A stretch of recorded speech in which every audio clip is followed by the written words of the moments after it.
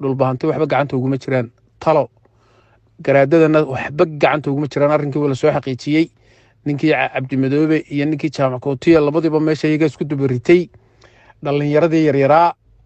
qoladii SSC-da way wada laayeen labadii u dambeeyey shalay bay dileen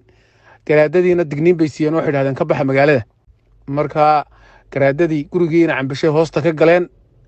iyo ciidankiisii yaraa bay hoosta ka galeen marka nimankii waxba gacanta uguma jiraan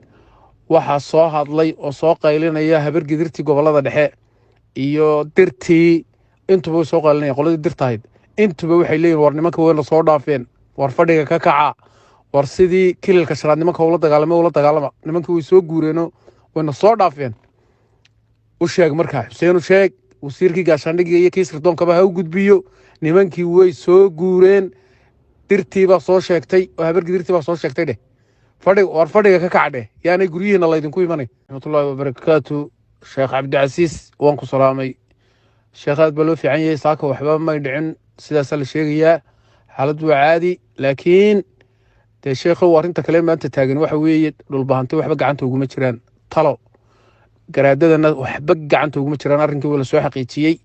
ninkii cabdimadoobe iyo ninkii jaamac kootiya labadiiba meesha iyaga isku dubaritay